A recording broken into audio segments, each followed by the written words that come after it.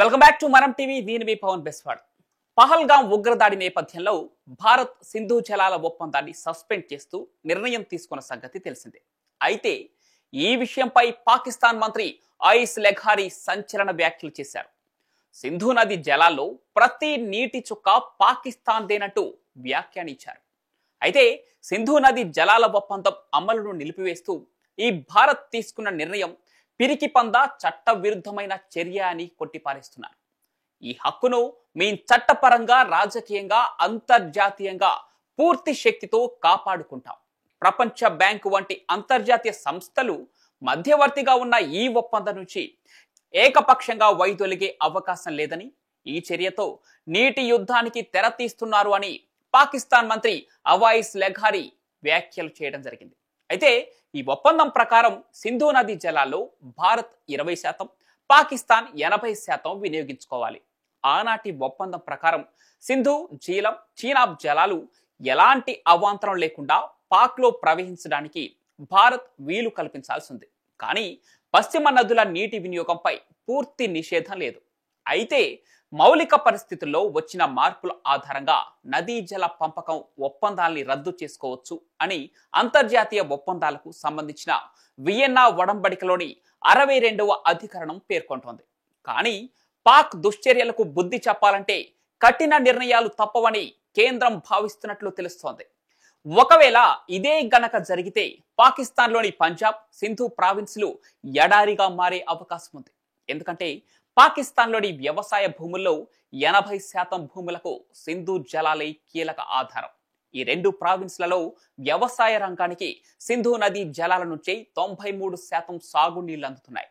పాక్ గ్రామీణ జనాభాలో దాదాపు 61% మంది, అంటే 23.7 కోట్ల మంది ఇండస్ బేసిన్లోనే నివాసం ఉంటున్నారు. ఇక కరాచీ, లాహోర్, ముల్తాన్ వంటి ప్రధాన నగరాలకు సింధు నది వ్యవస్థ నుంచే తాగునీరు సరఫరా అవుతోంది. అంతేకాకుండా తర్పిలా, మంగ్లా వంటి హైడ్రో పవర్ ప్లాంట్లు కూడా పాక్ కు కరెంటు సప్లైలో కీలక పాత్రను పోషిస్తున్నాయి. ఇండస్ బేసిన్ లో పండే గోధుమలు, వడ్లు, చెరకు, పత్తి వంటి పంటల ద్వారా ఇండస్ బేసిన్ ప్రాంతం నుంచే పాకిస్తాన్ జీడిపికి 25% వాటా సమకూరుతోంది. అందుకే ఇండస్, జీలం, చీనాబ్ నదుల నుంచి నీటి ప్రవాహాలు తగ్గిపోతే పాకిస్తాన్లోని ఇండస్ బేసిన్ అంతా తీవ్రమైన నీటి కరువు ఏర్పడుతోంది. ఇక వ్యవసాయం సంక్షోభంలో పడుతోంది. చివరకు ఇండస్ బేసిన్ నుంచి ఇతర ప్రాంతాలకు ప్రజల వలసపోయే పరిస్థితులు ఏర్పడవచ్చు. అయితే ఈ ఒప్పందాల కారణంగా ఇప్పటి వరకు సింధు నదిపై ఎలాంటి డ్యాంలు నిర్మించలేదు. ఇప్పటికిప్పుడు నిర్మించి భారత్ ఆపగలదా అన్న సందేహాలు వ్యక్తమవుతున్నాయి. కానీ సింధు నదిని మళ్లించే ప్లాన్ భారత్ వద్ద ఉందని నిపుణులు చెబుతున్నారు. నీటి నిల్వకు డ్యాంలు అడ్డుకట్ట ఇప్పటికిప్పుడు వేయలేదు. కానీ విద్యుత్ ప్రాజెక్టులు మాత్రం వరుసగా భారత్ నిర్మిస్తూ వస్తోంది. బాగ్లిహార్ వద్ద జల విద్యుత్ ప్రాజెక్టులను భారత్ ఇప్పటికే నిర్మించింది. ఇక వాటి ద్వారా పాకిస్తాన్ కు జల ప్రవాహాన్ని ఇప్పటికే తగ్గించారు. ఇక 2019 పుల్వామా దాడి తర్వాత బియాస్, రావి, సట్లెజ్ జలాలను పూర్తిగా పంజాబ్, హర్యానా, రాజస్థాన్ రాష్ట్రాలకు మళ్లించే ప్రణాళికలను కేంద్రం ప్రకటించింది. ఈ జలాలను షాహ్పూర్, కండి డ్యామ్ లేదా ఇతర సౌకర్యాల ద్వారా మళ్లించే అవకాశం కూడా ఉంది. అంతేకాకుండా ఇండస్ నది వ్యవస్థలోని రావి నదిపై పంజాబ్ లో ఉన్న షాహ్పూర్, కండి డ్యామ్ ప్రాజెక్ట్ నిర్మాణంలో ఉంది.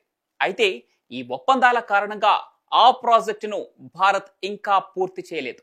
ఒకవేళ ఇప్పుడు దాన్ని పూర్తి చేసినట్లయితే పాకిస్తాన్ కు నీళ్లు ఆగిపోయే అవకాశం ఉంది. మరి ఈ విషయంపై కేంద్ర ప్రభుత్వం ఎలాంటి నిర్ణయం తీసుకోబోతుందో వేచి చూడాలి.